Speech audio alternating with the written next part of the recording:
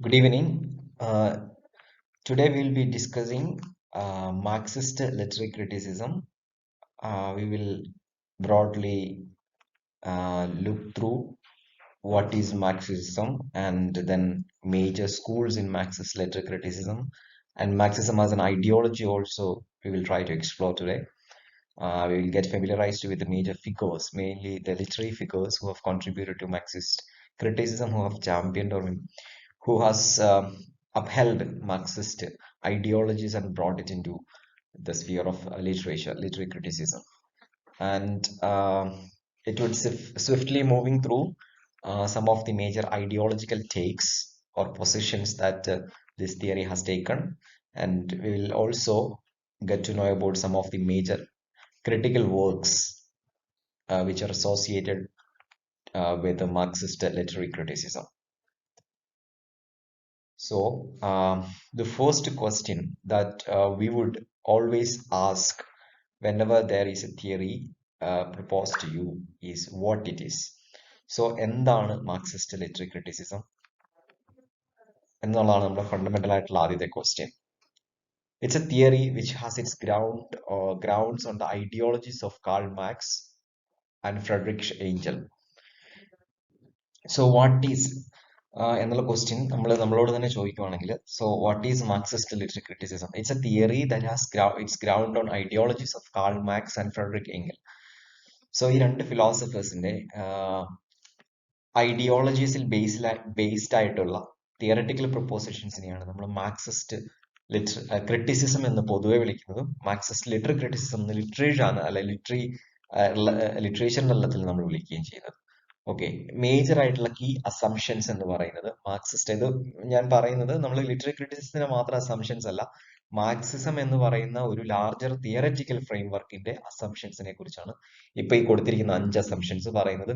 Main ആയിട്ടും Marxism എന്ന് പറയുന്ന ലാർജർ ആയിട്ടുള്ള തിയററ്റിക്കൽ പൊസിഷനെ അല്ലെങ്കിൽ തിയററ്റിക്കൽ ഫീൽഡിനെ കുറിച്ചുള്ള അസംഷൻസ് ആണ്. അതിൻ്റെ അകത്ത് ഇത് മാർക്സിസം പൊളിറ്റിക്കൽ തിയറി ഉണ്ട്, പൊളിറ്റിക്കൽ മാർക്സിസം ഉണ്ട്, ഇക്കണോമിക് മാർക്സിസം ഉണ്ട്, സോഷ്യൽ തിയറീസ് ഉണ്ട് മാർക്സിസത്തിന്റെ ഭാഗമായിട്ട്.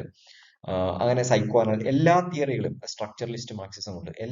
എല്ലാ രീതിയിലുള്ള ഫിലോസഫിക്കൽ ഓഫ് ഷൂട്ട്സിനും മാർക്സിസത്തിൻ്റെതായിട്ടുള്ള ഒരു ഡയമെൻഷൻ ഉണ്ട്. സോ ആ ഡയമെൻഷൻ, ഒരു പർട്ടിക്കുലർ ഡയമെൻഷൻ, അത്തരത്തിലുള്ള ഒരു പർട്ടിക്കുലർ ഡയമെൻഷനെ അല്ല ഞാനിവിടെ അസംഷൻസ് കൊണ്ട് ഉദ്ദേശിക്കുന്നത്. മാർക്സിസം എന്ന് പറഞ്ഞാൽ ലാർജർ കോണ്ടെക്സ്റ്റിനെയാണ്, അല്ലെങ്കിൽ ബ്രോഡർ ടേമിനെയാണ്, അല്ലെങ്കിൽ ആ ഒരു ഫീൽഡ് ഓഫ് ഫിലോസഫിയാണ് ഈ അസംഷൻസ് ആക്ച്വലി റെപ്രസെന്റ് ചെയ്യുന്നത്. ഒന്നാമത്തെ അസംഷൻ എന്ന് പറയുന്നത് the evolving history of humankind, of its social grouping and interrelations, of its institutions and of its ways of thinking are largely determined by changing mode of its material production. അപ്പൊ ഇതിന്റെ അകത്ത് ഏറ്റവും important ഒന്നാമത്തെ assumption, the most important term in the first assumption is material production or mode of production. Material production അല്ലെങ്കിൽ നമുക്ക് mode of production എന്ന് കുറച്ചുകൂടെ ബ്രീഫായിട്ട് economic ടൈമിൽ പറയാൻ പറ്റും. So they give the central position to modes of production in considering either the history of humankind or history of social groupings, history of interrelations, history of institutions, whatever history they are taking. Basically, Marxism വിശ്വസിക്കുന്ന ഒരു ചിന്താഗതി എന്താണെന്ന് വെച്ച് കഴിഞ്ഞാൽ, ഈ ലോകത്തിലെ എല്ലാ രീതിയിലുള്ള ഹിസ്റ്ററീസും, അതായത് the whole past is actually determined by a material production or the process of material production and the mode of production. Mode of production എന്നുകൊണ്ട് ഉദ്ദേശിക്കുന്നത് നമ്മൾ ഇപ്പോഴത്തെ മോഡ് ഓഫ് പ്രൊഡക്ഷൻ ഏതാണെന്ന് വെച്ചാൽ ക്യാപിറ്റലിസം ആണ് ഇപ്പോഴത്തെ മോഡ് ഓഫ് പ്രൊഡക്ഷൻ. അതിന് മുമ്പത്തെ ഇൻഡസ്ട്രിയലൈസേഷൻ ആയിരുന്നു. അതിന് മുമ്പോട്ട് പോകുമ്പോൾ feudal mode of production, feudalistic mode of production, അതിന് മുമ്പ് അഗ്രേറിയൻ മോഡ് ഓഫ് പ്രൊഡക്ഷൻ ആണ്. ഇങ്ങനെയാണ് നമ്മൾ ആ ഒരു ക്രൊണോളജിക്കലി ഹിസ്റ്ററിയെ പഠിക്കുമ്പോൾ, അല്ലെങ്കിൽ പ്രത്യേകിച്ച് മാർക്സിസ്റ്റുകൾ പഠിക്കുമ്പോൾ ഹിസ്റ്ററിയെ അവർ ഡിവൈഡ് ചെയ്യുന്നത് ഈ രീതിയിലാണ്, on the basis of mode of production. അപ്പോൾ മെറ്റീരിയൽ പ്രൊഡക്ഷൻ അല്ലെങ്കിൽ material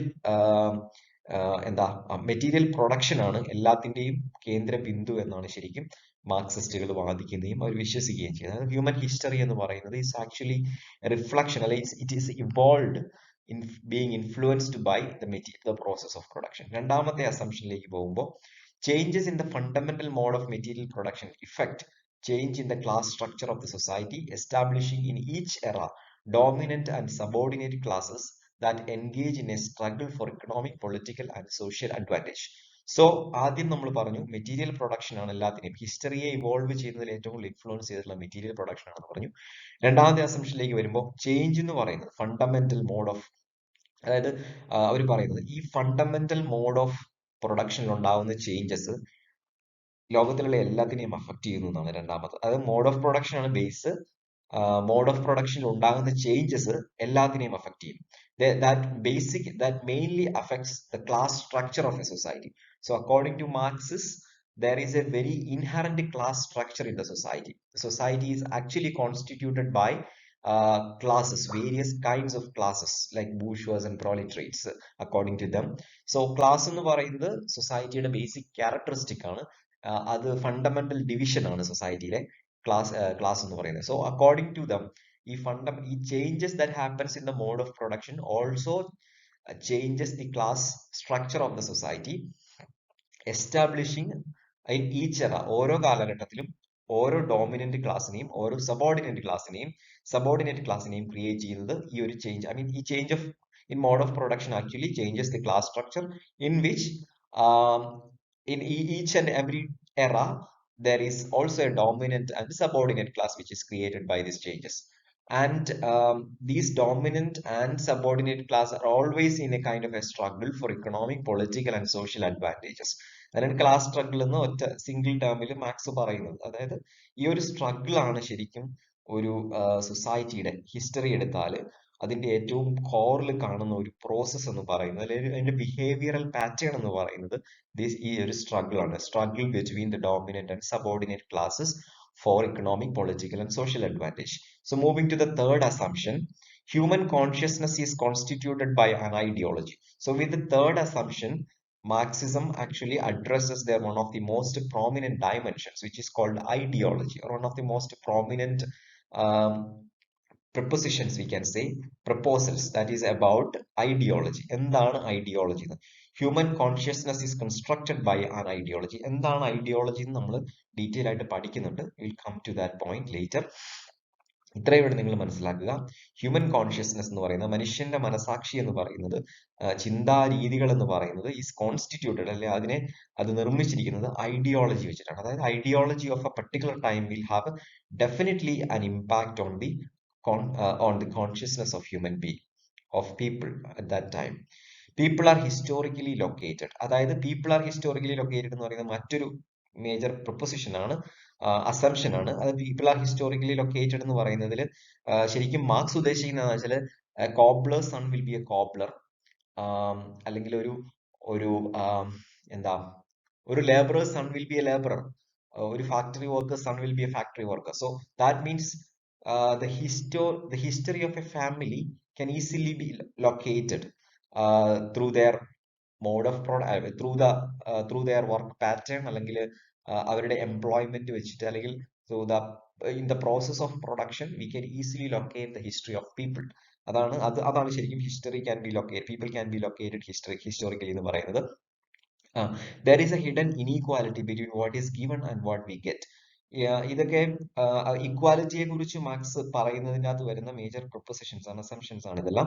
There is a hidden inequality between what is given and what we get. That means what we give as a laborers to the company or to the bourgeois is not being rewarded equally or in surplus. Rather, it is being lessened. Actually, when we offer our labor to a company or a laborer, um, when we offer our labor to a management or a company or the bourgeois, the owners of the company or the producers, they don't return what actually worth of our labor.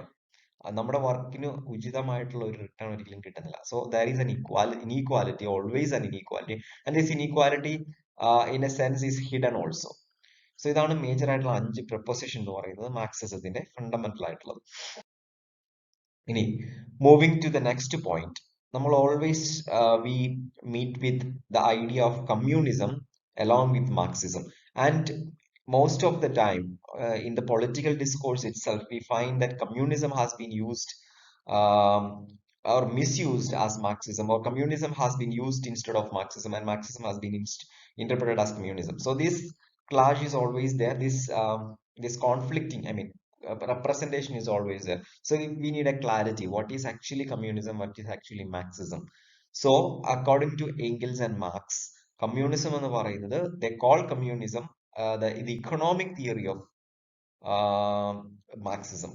മാർക്സിസത്തിന്റെ economic തിയറിനെയാണ് ശരിക്കും communism എന്ന് പറയുന്നത്. That is an economic theory and that has a political implication too. So major ആയിട്ടുള്ള രണ്ട് വർക്കുകൾ, ഒന്ന് communist manifesto which was publish in 1848, Das capital 1867. ഈ രണ്ട് വർക്കുമാണ് മാർക്സിസത്തിന്റെ ബാക്ക് ബോൺ തിയറീസ് എല്ലാം പ്രസന്റ് ചെയ്തിരിക്കുന്നത്. ഇനി മേജർ ക്യാരക്ടറിസ്റ്റിക്സ് ഓഫ് കമ്മ്യൂണിസത്തിലേക്ക് വരുമ്പോൾ, communism is N economic theory. So communism നമുക്ക് ഒരിക്കലും ലൈക്ക് മാർക്സിസ്റ്റ് ക്രിറ്റിസിസം എടുക്കുമ്പോൾ കമ്മ്യൂണിസം ഒരിക്കലും നമുക്ക് മാറ്റിവെക്കാൻ പറ്റില്ല. കാരണം communism was the practical phase of Marxism. That was a political and economic phase of Marxism, which has deeply influenced, which has controlled actually literature, almost all facets of human life for like decades. So that has influenced, even if it has not controlled, it has influenced millions of people. Communism has influenced millions of people, and that in that way, the output of those influence was um, quite characteristics of communism itself. So, major characteristics of communism എന്ന് പറയുന്നത്, bring about a classless society. അവരുടെ intention എന്ന് പറയുന്നത് political ideology, മാർക്സിസത്തിന്റെ political ideology ആയ കമ്മ്യൂണിസത്തിന്റെ intention എന്ന് പറയുന്നത് bring about a classless society. Materialist ഫിലോസഫിയാണ് അവർ അപ്ഹോൾഡ് ചെയ്യുന്നത്. എന്താണ് മെറ്റീരിയലിസ്റ്റ് ഫിലോസഫി എന്ന് വെച്ചാൽ, they try to explain the world without assuming that a world beyond the material one is existing. It is actually a kind of a belief, ഒരു വിശ്വാസമാണ്. അതായത് ഈ മെറ്റീരിയൽ ലോകത്തിന് അപ്പുറത്തോട്ട് ഒരു ലോകം ഇല്ല എന്നുള്ളൊരു വിശ്വാസമാണ്. അതായത് whenever they try to interpret the world, whenever they try to make a comment on the world or a thing that is happening, a phenomenon that is happening in the world, they don't consider that there is a they don't believe that, or they never take for granted that the spiritual idea that there is a world beyond this world, or there is an afterlife. That kind of a world which we cannot conceive, which we cannot make sense of, is actually rejected by the communists. So they believe that whatever we can sense, whatever we can perceive through our senses, whatever we can understand by experiment, whatever is palpable is actually existing, and that is real. So material is actually palpable. Material ആണ് ശരിക്കും ലോകത്തിന്റെ അവസ്ഥ എന്ന് പറയുന്നത്, spiritual അല്ല, material ആണ് ലോകത്തിന്റെ അവസ്ഥ. ലോകത്തിന്റെ ബേസിക് നേച്ചർ എന്ന് പറയുന്നത് മെറ്റീരിയൽ ആണ്, മെറ്റീരിയലിസ്റ്റിക് ആണ്. സോ അതുകൊണ്ട് തന്നെയാണ് ഫിലോസഫി മെറ്റീരിയലിസ്റ്റിക് ഫിലോസഫി എന്ന് പറയുന്നത്. Tries to explain the world without assuming that a world beyond the material one is existing. It is against idealism. Idealism എന്ന് പറയുന്നത് നിങ്ങൾക്കറിയാം, കാണ്ടിൽ തുടങ്ങുന്ന ഐഡിയലിസം എന്ന് പറയുന്നത് that is something which is being presumed as existing outside our human faculty. It's of a mental construction actually. Idealism എന്ന് പറയുന്ന ഒരു mental construction ആണ്. ഈ റിലീജിയൻസിന്റെ എല്ലാം ആഫ്റ്റർ ലൈഫിനെ കുറിച്ചുള്ള സ്റ്റോറീസും സംഭവങ്ങളും, അല്ലെങ്കിൽ ആഫ്റ്റർ ലൈഫിനെ കുറിച്ച് അവർ പറയുന്ന സ്വർഗം, ഹെവൻ, ഹെൽ, എല്ലാ സംഭവങ്ങളും ഐഡിയലിസത്തിന്റെ ഭാഗമാണ്. കാരണം we can prove it materially, we can prove it scientifically, we can prove it. They are all ideas that exist in language. They are all ideas that exist in our imagination, in our narratives. So that is called idealism. So they are also against idealism. Uphold scientific, material and concrete realities. ഞാൻ already പറഞ്ഞത്. They seeks to change the world apart from explaining it. മാർക്സിന്റെ വളരെ famous ആയിട്ടുള്ള ഒരു quotation ആണ്, philosophy has been explaining the world until them, but Marx says, I have tried to change the world. So philosophy has been explaining the world for a long time. If you are looking at the philosophy from the very beginning itself, like Aristotle or Plato, Socratic philosophy, what they are doing is actually explaining the world. What is the world? It was all the question of what is and how is. They have never tried to change the world.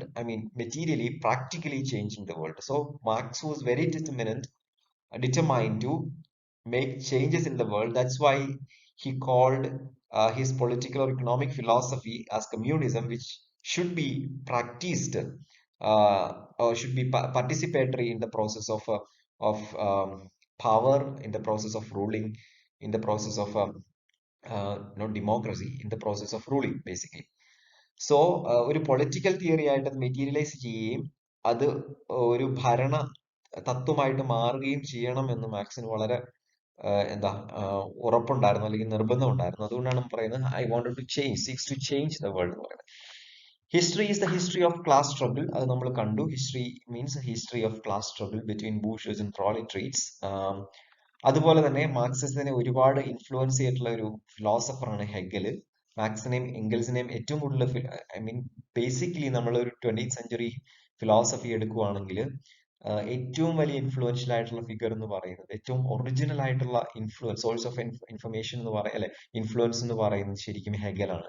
ഹെഗലിന്റെ philosophies touch ചെയ്യാത്ത ഒരു ഫിലോസഫേഴ്സും തന്നെ ഇല്ല. നീച്ചെ ആവട്ടെ, അല്ലെങ്കിൽ മേർലി പോണ്ടി, ഹൈദഗർ, ഹസ്ലർ, David Harvey, Henry ലാഫബ്രെ, ഏത് ഫിലോസഫേഴ്സിനെ എടുത്താലും 20th സെഞ്ചുറിയിലെ ഏറ്റവും മേജർ ആയിട്ടുള്ള ഫിലോസഫർ അല്ലെങ്കിൽ ലേറ്റ് 20th സെഞ്ചുറി ഫിലോസഫേഴ്സിനെ എടുത്ത് നോക്കിക്കോ, ഫൂക്കോയോ, ഡെല്യൂസോ, എല്ലാവരും എടുത്താലും നമുക്ക് കാണാൻ പറ്റുന്നത് ശരിക്കും ഹെഗലിന്റെ ഒരു ഇൻഫ്ലുവൻസ് ഭയങ്കരമായിട്ടുള്ള ഹെഗലിന്റെ ഒരു ഇൻഫ്ലുവൻസ് നമുക്ക് കാണാൻ പറ്റും. സോ മാർക്സിന്റെയും അതുപോലെ തന്നെ marks and Engels, they have also used Hegel's very seminal idea called dialectics, or the concept called dialectics, which says that opposing forces or ideas bring about, they are always in clash and they are bringing about new ideas and forces.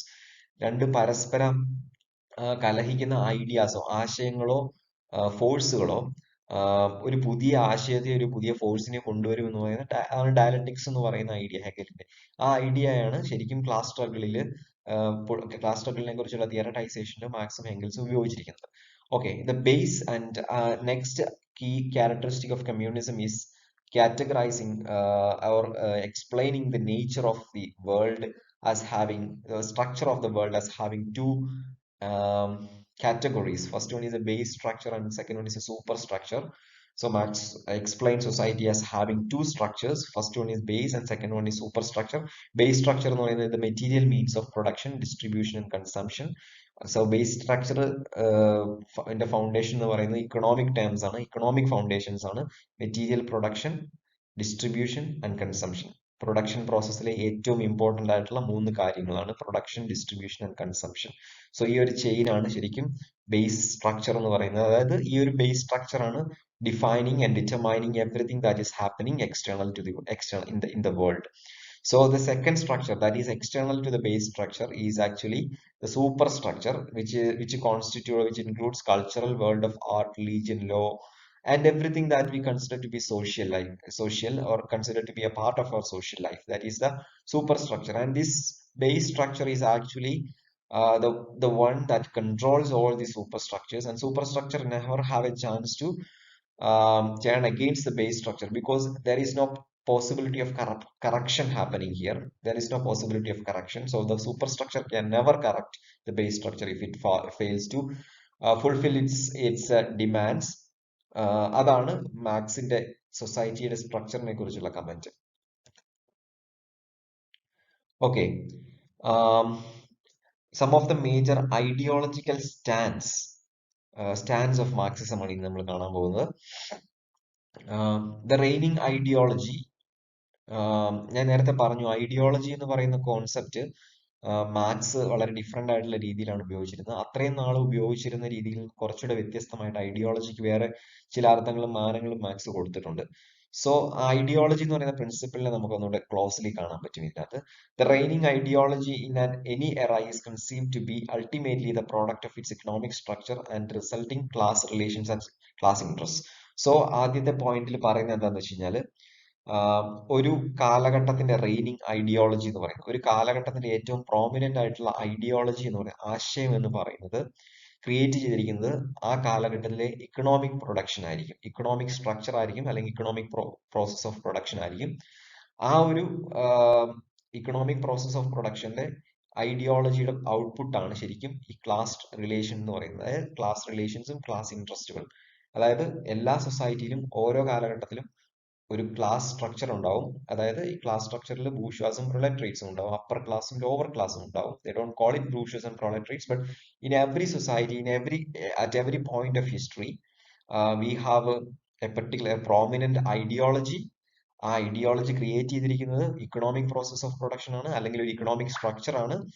അതുപോലെ തന്നെ ഈ ക്ലാസിന്റെ ഇൻട്രസ്റ്റും class റിലേഷൻസും define ചെയ്തിരിക്കുന്നതും ഈ economic structure തന്നെയാണ്.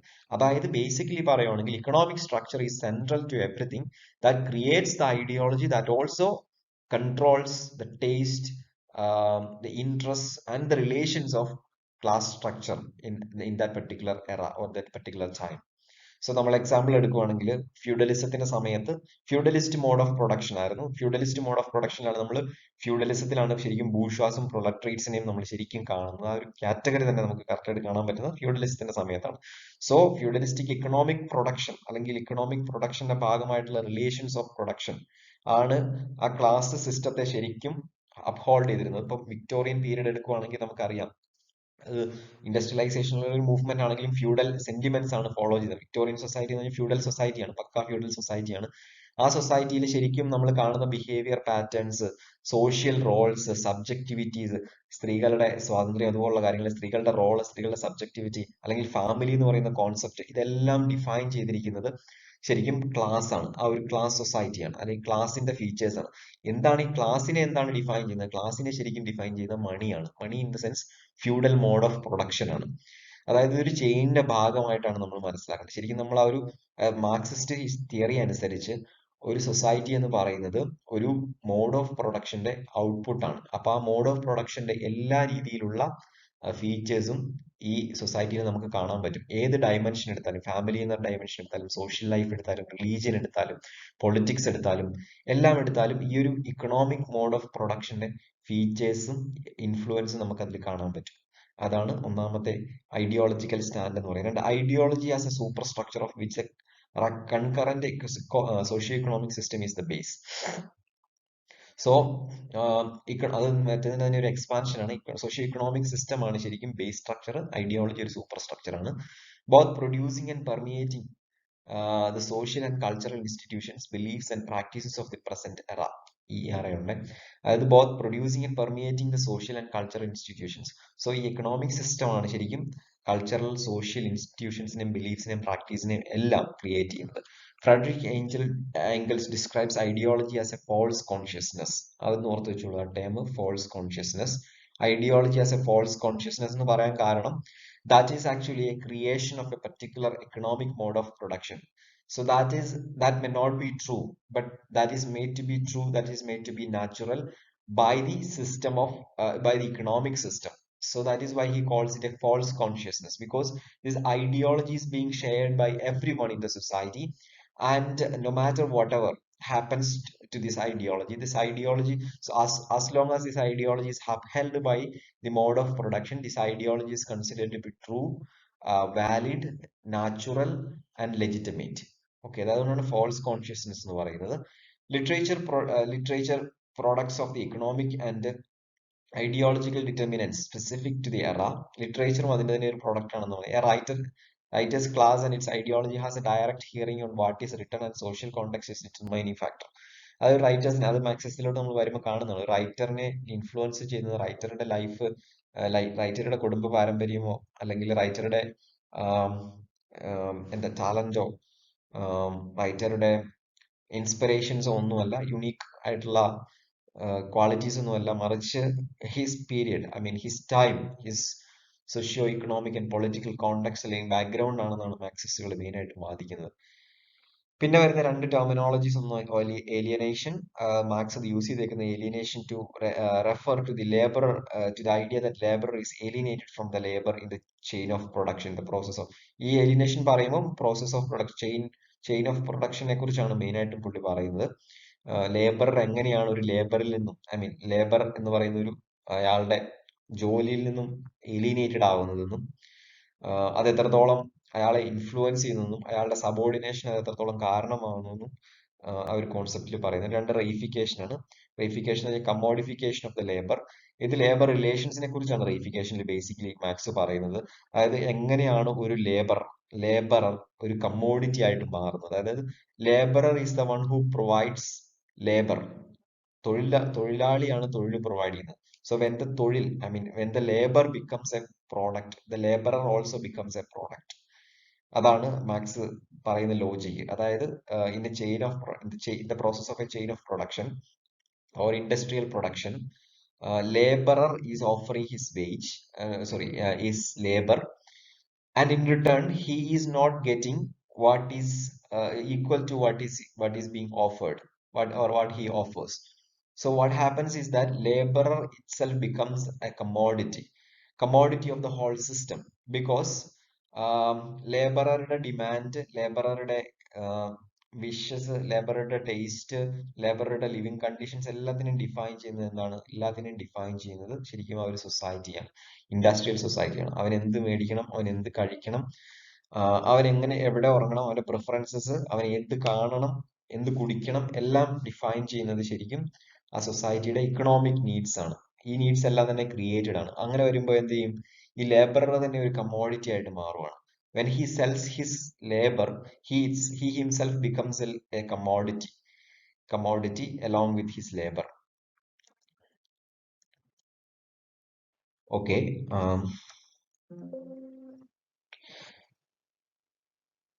Next നമ്മൾ പറയാൻ പോകുന്നത് Marxist literary ക്രിറ്റിസിസത്തെ കുറിച്ചാണ്. മെയിൻ ആയിട്ടും മാർക്സിസ്റ്റ് ലിറ്ററി ക്രിറ്റിസിസം കൺസിഡർ ചെയ്യുമ്പോൾ there are mainly three streams of criticism, or three streams in the Marxist, in the sphere of, or in the discourse of Marxist literary criticism. First one is the oldest one, I mean the beginning one, the first one, that is actually that was actually in 1920s or 30s, in the first 2-3 decades of 20th century. Major figure was Gorky Lukács. You know him as George Lucas, but we call him Gorky Lukács. Okay, coming to him, he is one of the most prominent figures in the first stream. That is part of a classical Marxism. നമ്മൾ classical Marxism എന്ന് വിളിക്കുന്ന ഒരു കാറ്റഗറിയിൽ പെടുന്നത്, അതായത് Leninist ടൈമിലെ ഒരു മാർക്സിസമാണ്. മാർക്സിസ്റ്റ് ലിറ്റററി ക്രിറ്റിസിസം അല്ലെങ്കിൽ ലിറ്റററി ഔട്ട്ലുക്സും ആണ് ഈ ഫസ്റ്റ് സ്ട്രീമിൽ നമ്മൾ പറയുന്നത്. That is the beginning phase of Marxist literary criticism. So Lukacs was a writer and a critic. History and class consciousness പുള്ളിയുടെ ഒരു വർക്കാണ്. റിഫ്ലക്ഷൻ തിയറി പുള്ളിയുടെ ഇമ്പോർട്ടന്റ് ആയിട്ടുള്ള ഒരു കോൺട്രിബ്യൂഷൻ ആണ്. റിഫ്ലക്ഷൻ തിയറി അനുസരിച്ച് ലുക്കാഷ് is arguing that literature must be a reflection of the society. അതിന് best example നമുക്ക് പറയാൻ പറ്റുന്നത് റഷ്യൻ ലിറ്ററേച്ചർ എടുത്തു കഴിഞ്ഞാൽ അറിയാം. സോഷ്യൽ റിയലിസം നമ്മൾ പഠിച്ചിട്ടുണ്ട്. സോഷ്യൽ റിയലിസം ഞാൻ തന്നെ പറഞ്ഞു പോയതാണ് എന്താണ് social realism. So those novels which actually represent social realism, we find a very detailed description of society, or can call it as a miniature of society in their novels, like Anna Karenina, അല്ലെങ്കിൽ ദാസ്തവിസ്കിയുടെ novels kind of, but Dostoevsky's a bit different. അപ്പോൾ അത്തരത്തിലുള്ള Russian നോവൽസിൽ നമ്മൾ ആ സൊസൈറ്റിയുടെ ഒരു miniature കാണാൻ പറ്റും. So that is how Lukacs is calling literature to should be. That is how Lukács is actually telling literature should be. And literature should always reflect what is there in the society. What is the society? The whole social structure of the society should be reflected. Reflection theory എന്ന് പറയുന്നത്. And he criticized the modernist writing for its alienated and fragmented modes of subjectivity, characteristics of late stage of capitalism. അതായത് ലുക്കാഷിന് നമ്മൾ as A critic കാണുമ്പോൾ പുള്ളിയുടെ ഏറ്റവും വലിയ ഒരു contribution എന്ന് പറയുന്നത് he raised A criticism against modernism എന്നുള്ളതാണ്. അതായത് 1920s അല്ലെങ്കിൽ 1930s നമ്മൾ കാണുന്ന ഒരു ട്രാൻസിഷൻ ഉണ്ട്. റിയലിസത്തിൽ നിന്നും മോഡേണിസത്തിലേക്കുള്ള ഒരു വളരെ പ്രോമിനന്റ് ആയിട്ടുള്ള ഡ്രാസ്റ്റിക് ആയിട്ടുള്ള ഒരു ട്രാൻസിഷൻ ഉണ്ട്. So as A part of this transition the fiction അല്ലെങ്കിൽ the literature has underwent a very dynamic change, very promising change, in which social realistic novels were put behind and gave way for the modernist, so-called modernist novels, which actually went on describing the fragmented, alienated, disconnected lives of social lives of people that we find in James Joyce's work, or T.S. Eliot's Wasteland, James Joyce's Finnegan's Wake, അല്ലെങ്കിൽ portrait of an artist as a young man, യുളീസസോ, അല്ലെങ്കിൽ Virginia വൂൾഫിന് Mrs Dalloway, to the lighthouse. ഈ വർക്കിലെല്ലാം നമ്മൾ കാണുന്ന fragmentation, alienation എന്ന് പറയുന്ന, അല്ലെങ്കിൽ ക്യാരക്ടർ സെൻട്രിക് ആയിട്ടുള്ള ഫിക്ഷൻസ് ആണ് ഇതെല്ലാം. ഈ രീതിയിലുള്ള ഒരു change from the whole universe to a particular person or a particular character. Fiction has been traveling, fiction has been relocating during this time. So Lukashiനെ സംബന്ധിച്ചിടത്തോളം it was not acceptable for him because he considered literature should be a reflection of the society. So this was not a reflection of the society. This was rather a reflection upon the mind of human beings. Fragmented ആയിട്ടുള്ള alienated ആയിട്ടുള്ള disconnected ആയിട്ടുള്ള ഒരു ലോകത്തെ തുറന്നു കാണിക്കുന്ന ഫിക്ഷനാണ് modernism. So he was totally criticising that and calling this actually characteristics of the late stage of capitalism. The fictional world of such great writers accords with the Marxist conception of the real world as constituted by class conflict, economic and social contradictions. And the alienation of individual under capitalism is reflection of life in the greatest concreteness and clarity and with all its motivating contradictions. ഇത് അതിന്റെ ഒരു explanation ആയിട്ട് കൊടുത്തേക്കുന്ന ഒരു statement ആണ്. Okay, അടുത്ത major figure എന്ന് പറയുന്നത് Brecht ആണ്. Brecht is actually belonging to the genre of drama. He was a famous dramatist. അത്ര ഇമ്പോർട്ടന്റ് ഫിഗർ അല്ല മാർക്സിസത്തിൽ, എന്നാലും ഞാൻ ജസ്റ്റ് പറഞ്ഞു പോവാം. Criticized the Aristotelian concept of tragic play as an imitation of reality, and argued that the illusion of reality should be shattered by an episodic plot through striking theatricality in acting and staging to create an alienation effect. It will remind readers to critically look at the concreteness of capitalist way of living and cooperate with the changing forces. അതായത് ബ്രഷ്ത് ഒരു modernist category of റൈറ്റേഴ്സിൽ വരുന്നതാണ്. മോഡേണിസ്റ്റുകൾ എന്താണോ ചെയ്തത്, അതായത് മോഡേണിസ്റ്റുകൾ they were trying to explore the state of life in 1920s and 20s 30s, I mean between the wars and also during the wars, because the state of life or the condition of life was so different from the Victorian period.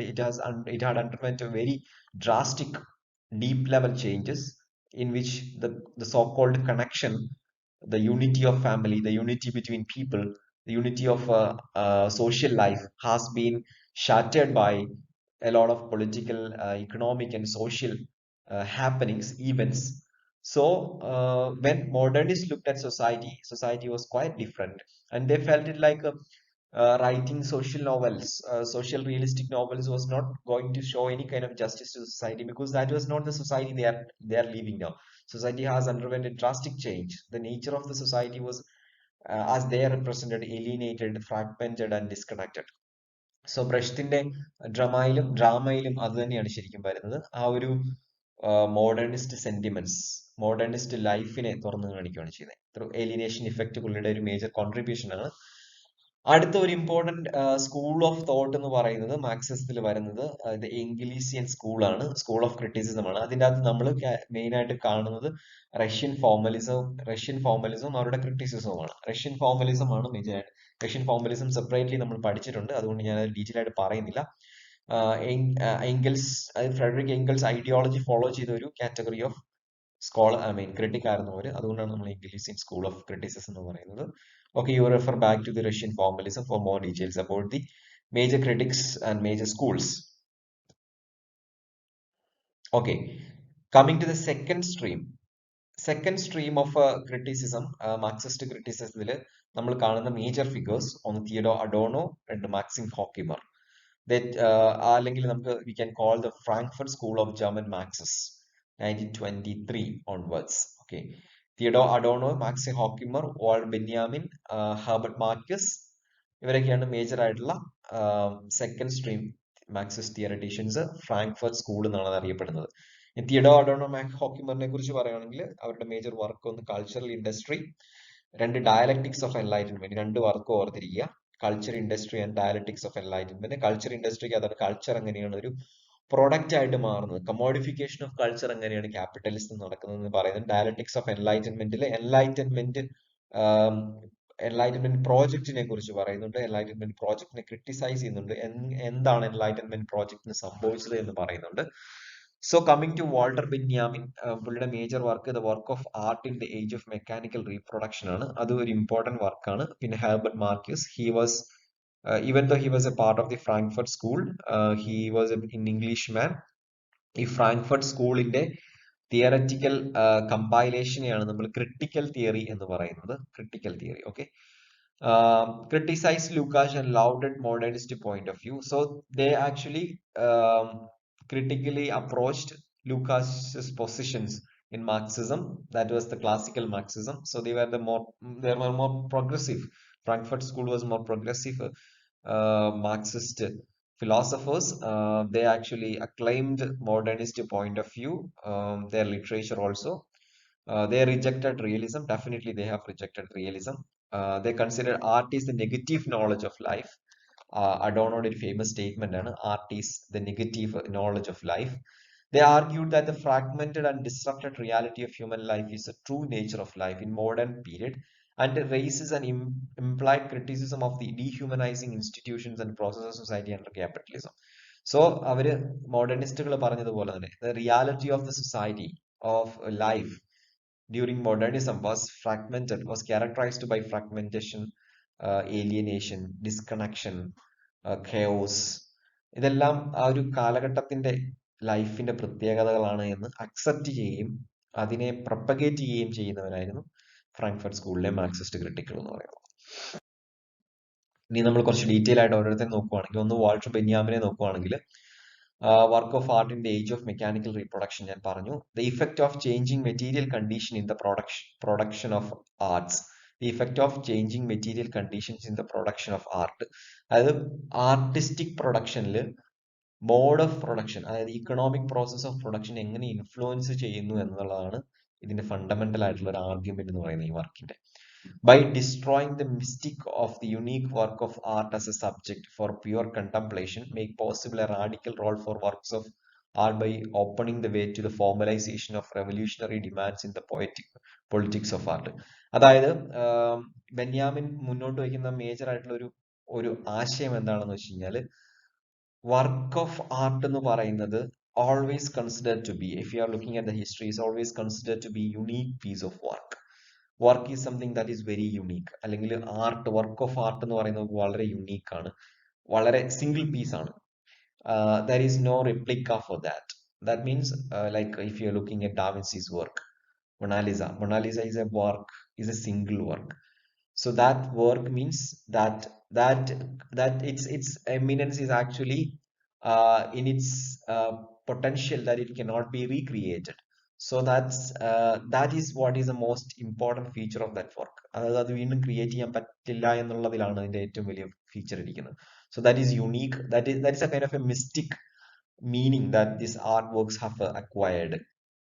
പക്ഷേ when it comes to the later capitalism, or when it comes to capitalism, none of the works are unique in that way, because everything can be recreated exactly in the same way. That means duplicates can be made possible. So അതാണ് ഇയാൾ പറയുന്നത് work of art in the age of mechanical reproduction എന്ന് പറയുന്നത് ഒരു immense പോസിബിലിറ്റിയാണ് capitalism കൊണ്ടുവന്നിരിക്കുന്നത് റീപ്രൊഡക്ഷനിലൂടെ. Reproduction is something that is very prominent in capitalism, which has actually destroyed the very idea of mysticism or uniqueness associated with a work of art. Formerly an artist or a author produced a work which was a single object. Okay, അത് ഞാനിപ്പോൾ പറഞ്ഞതിന്റെ explanation ആണ്. The new media not only makes possible the infinite and precise responsible reproducibility of the objects of art, but affects the production of work which, like the motion pictures, are specifically designed to be produced in multiple copies. So ആ ഒരു feature ആണ് ഞാൻ പറയാം. അതിന്റെ കുറച്ചുകൂടി expanded version ആണ് പിന്നീട് സിമുലേഷനും സിമുലാക്രിലും ഒക്കെ നമ്മൾ കാണുന്നത്. ഓക്കെ, ബെന്യാമിൽ നമ്മൾ നേരെ പോകുന്ന തേർഡ് സ്ട്രീം ഓഫ് മാർക്സിസ്റ്റ് ക്രിറ്റിസിസത്തിലേക്കാണ്. ഈ തേർഡ് സ്ട്രീം, അല്ലെങ്കിൽ we can also call it as structuralist Marxism. അതിലെ മേജർ ആയിട്ടുള്ള പ്രൊപ്പോണൻസ് എന്ന് പറയുന്ന ഒന്ന് ലൂഷ്യൻ ഗോൾഡ്മാൻ, രണ്ട് ലൂയിസ് ആൾത്തൂസർ. ഇതിലെ Lucien Goldman, the texts are the products of the trans individual mental structure, or he calls it homologies. So ഗോൾഡ്മാന്റെ major argument എന്ന് പറയുന്നത് ട്രാൻസ് ഇൻഡിവിജ്വൽ മെന്റൽ സ്ട്രക്ചർ എന്ന് പറയുന്ന ഒരു കോൺഷ്യസ് സ്ഫിയറിനെ കുറിച്ചുള്ള ആശയമാണ്. Actually he actually coined a term called trans individual mental structure. That is a mental structure which is actually a collective mental structure. belongs to a group of people in the society.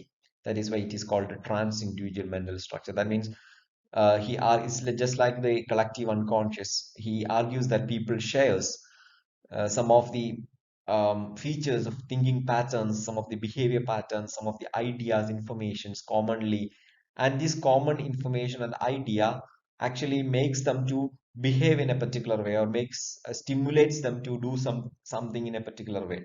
So ഈ ഒരു collective സാധനത്തിനെയാണ് ശരിക്കും Goldman transindividual mental structure എന്ന് പറയുന്നത്. Text of product of the പുള്ളി പറയുന്നത് text എന്ന് പറയുന്നത് ഈ ഒരു ട്രാൻസ് ഇൻഡിവിജ്വൽ മെന്റൽ സ്ട്രക്ചറിന്റെ ഭാഗമാണ്. അതായത് ഒരു സൊസൈറ്റിയുടെ കളക്റ്റീവ് കോൺഷ്യസ്നെസിന്റെ ഒരു പ്രോഡക്റ്റ് ആണ് ഒരു ടെക്സ്റ്റ്. അതുകൊണ്ടാണ് ഒരു text can be easily solve in A society. A text can be unanimously read by a group of people in a particular society. അതിനെ ഹോമോളജീസ് എന്ന് പറയുന്ന ഒരു ടേമിലാണ് പുള്ളി അതിനെ ഉപയോഗിക്കുന്നത്. ആ ടേം ഒന്ന് ഓർത്ത് വെച്ചോളൂ.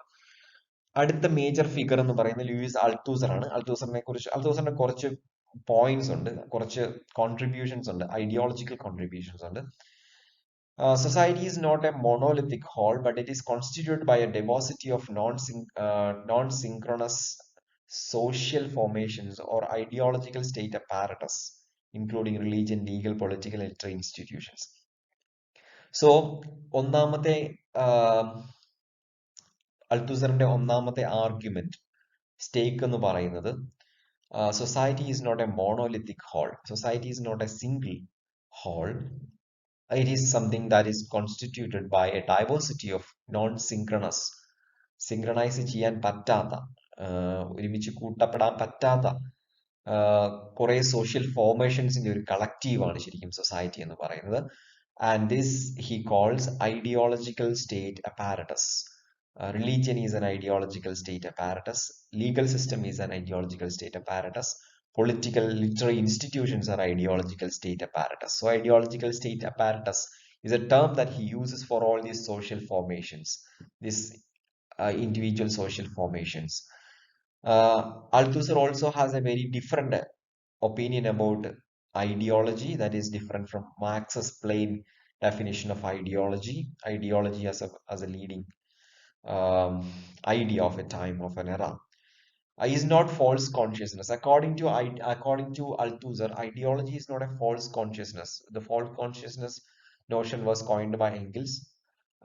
Rather, it operates by means of discourses which interpellates the individuals to take up pre-established subject positions, a position as a person with certain views and values, the ultimate interest of the ruling class.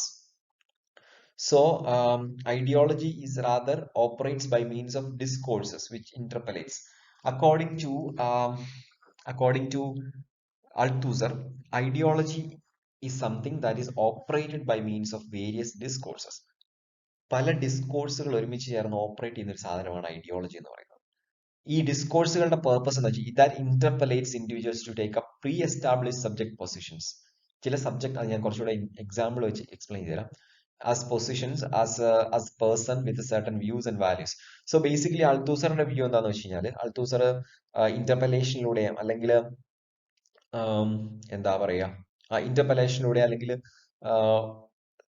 Obedience, subordination ഇത്തരത്തിലുള്ള ടേമുകളിലൂടെയൊക്കെ ഉപയോഗിക്കുന്നത് ശരിക്കും എങ്ങനെയാണ് ഒരു subject ഒരു സൊസൈറ്റിയിൽ ഇത്രയും സൊസൈറ്റിയുടെ കൺവീനിയൻസിനനുസരിച്ച് അല്ലെങ്കിൽ റൂളിംഗ് സിസ്റ്റത്തിന്റെ കൺവീനിയൻസിനനുസരിച്ച് എങ്ങനെ ഒരു സബ്ജക്റ്റിനെ മോൾഡ് ചെയ്തെടുക്കാൻ പറ്റുമെന്നാണ് അൾത്തൂസർ ഈ ഒരു തിയറിയിലൂടെ പറയുന്നത്. സോ ആ പുള്ളിയെ സംബന്ധിച്ചിടത്തോളം ഐഡിയോളജി എന്ന് പറയുന്നത് ഒരു ഫോൾസ് കോൺഷ്യസ്നെസ് അല്ല, മറിച്ച് it is something that is operated by discourse. Ideology എന്ന് പറയുന്ന ഒരു പ്രോമിനന്റ് പൊസിഷൻ ആണ്. ഇപ്പൊ എക്സാമ്പിൾ പറയുകയാണെങ്കിൽ മെഡിക്കൽ സയൻസ്, ഇപ്പോ ഒരു വാക്സിൻ, ഫോർ എക്സാമ്പിൾ വാക്സിൻ തന്നെ എടുത്താൽ മതി. കൊറോണ വന്നു കഴിഞ്ഞപ്പോഴത്തേക്ക് the system that is the dominating thing, I mean, in the society, the political system, the government wants to make people to do something. I mean, they want to make people to take vaccines, so that there is an ideology that exists. The system is actually the ideology, അല്ലെങ്കിൽ political system ആണ് ഇവിടെ ideology ആയിട്ട് നിൽക്കുന്നത്. So this ideology actually wants to make us to do something, or maybe make us to they want to make us to take the vaccine. So how do they do that? They use a discourse. And what is the discourse here? It is the medical science that is a discourse. So medical science, as you all know, is a discourse. It's a field of knowledge It's a system of knowledge. So what do? They use the system of knowledge called medical science, and they present all these data and they tell people that this is very much needed. You have to take vaccine in order to save yourself, in order to save the whole society. If there is some kind of impending risk also, you have to take this vaccine because that is for the greater good of the society. So what do we do as a conscious citizen, as a very obedient citizen, as a responsible citizen? We call it responsible citizen. We obey that instruction and we take the vaccine. So nobody is actually forcing us, but we are taking with our own willpower, and we think that we take with our own consent. We decide what we do with our body. That is what the basic idea of democracy. But still, they are telling us, I mean, kind of an emotional blackmailing. That is called interpellation. So through ideologies, through this discourse of medical science, they are interpellating the people. They are telling the people, they are making them to obey these things without making them to understand that they are obeying. They are following a particular ideology. That is exactly what interpellation means. That is exactly what ideology does according to Louis Althusser. Okay, state ideological apparatus ഞാൻ പറഞ്ഞു, that which makes the people obedient to a state. അതാണ് ഒരു state, അത് discourses ആണ് basically state ideological apparatus. Religion, legal system, political system, ഇതെല്ലാം state ideological apparatus ആണ്. Apparatus means system that carries this out. Repressive structure അടുത്ത ഒരു നോഷനാണ് പുള്ളി coin ചെയ്തത്. Political and legal systems R repressive structures. Power control differentiation പുള്ളി പറയുന്നത്. Power എന്ന് പറയുന്നത് ഡയറക്റ്റ് പൊളിറ്റിക്കൽ പവർ ആണ് അൽത്തൂസറിനെ സംബന്ധിച്ചിടത്തോളം. കൺട്രോൾ എന്ന് പറയുന്ന ഐഡിയോളജിക്കൽ കൺട്രോൾ ആണ്. Control is what I was trying to explain when we were discussing just before that point. So control and power, the differentiation he is discussing. Over determinism, tracing effects from effects to cause. Tracing from effect to cause.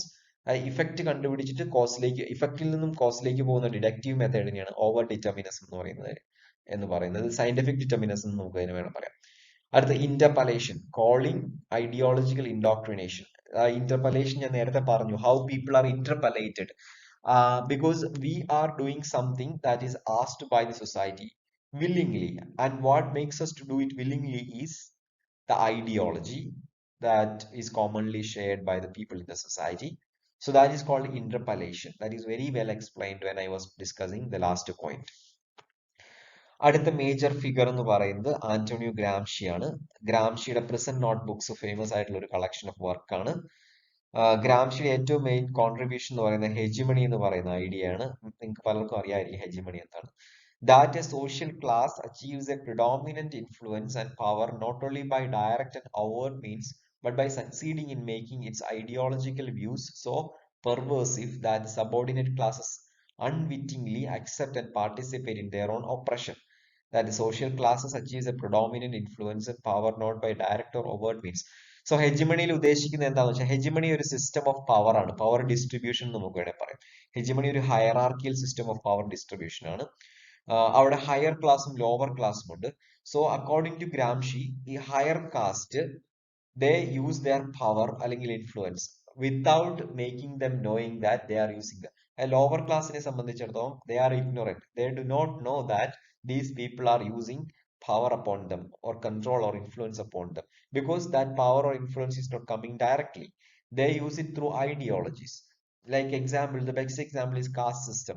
So when the higher caste is asking the lower caste not to do certain things, they follow it blindly, because there is a that asking, that instruction is not coming directly from a person to other person, not from a higher caste person to a lower caste person. That is otherwise, I mean, instead that is coming via a text, a religiously configured text. If some texts are telling that higher caste should be treated like this, and lower caste should be treated like this, and their relationship should be like this. So that connection, I mean, that relationship is defined via or siphoned via a particular religious channel. And when that religious channel stands between these two people, the lower class easily think that these are not actually controls, or these are not actually powers used by the higher caste. Rather, this is something that is very different, that is common to them. This is something that is very spiritual. So this is how hegemony works according to Gramsci. Hegemony is unwittingly accepting, I mean അവരുടെ തന്നെ oppression അവര് അൺവിറ്റിംഗ്ലി accept ചെയ്യുവാണ്. കാരണം അത്രത്തോളം ideological indoctrination അവിടെ നടക്കുന്നുണ്ട് എന്നാണ് അതിന്റെ അർത്ഥം. അതിനെയാണ് ഹെജിമണി, ആ ഒരു സിസ്റ്റത്തെയാണ് hegemony. Caste system is a hegemonic system. Okay, അവിടെ കൊണ്ട് സെക്കൻഡ് സ്ട്രീം കഴിഞ്ഞു. Now the third stream is at like called the new left. New ലെഫ്റ്റിലെ മേജർ ഫിലോസഫേഴ്സ് എന്ന് പറയുന്ന ഒന്ന് റൈമൺ വില്യംസ് ആണ്. റൈമൺ വില്യംസിന്റെ ഏറ്റവും ഫേമസ് വർക്ക് ലോങ് റെവല്യൂഷൻ.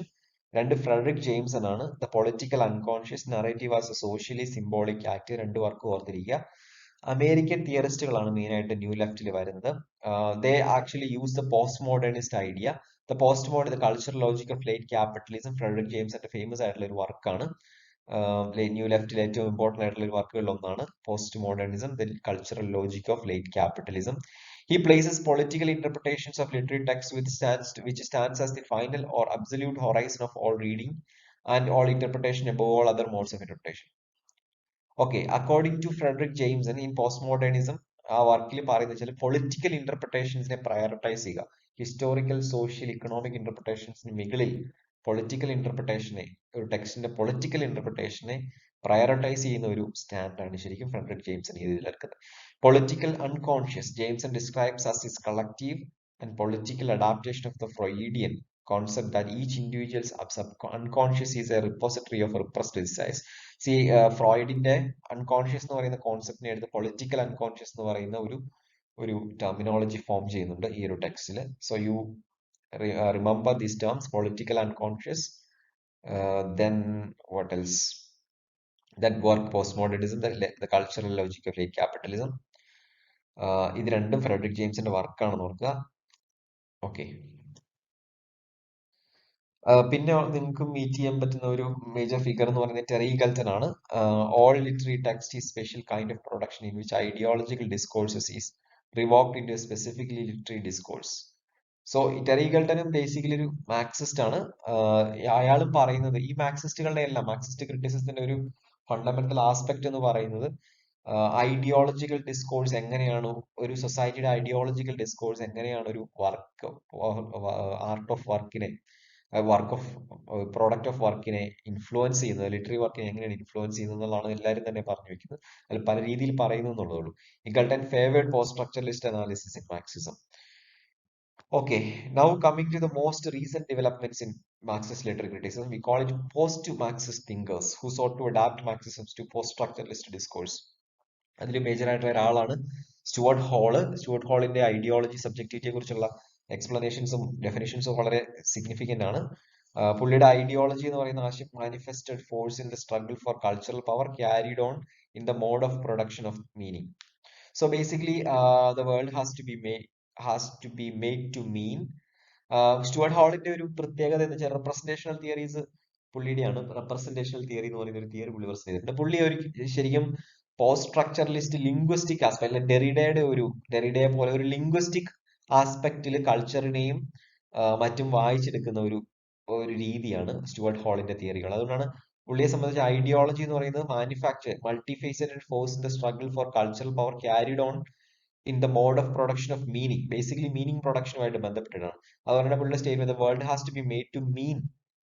എല്ലാ മീനിങ്ങും സിഗ്നിഫിക്കേഷനുമായിട്ട് ബന്ധപ്പെട്ടിട്ടുള്ളതാണ് കൺസെപ്റ്റുകളാണ് സ്റ്റുവർട്ട് ഹോളിന്റെ എല്ലാം.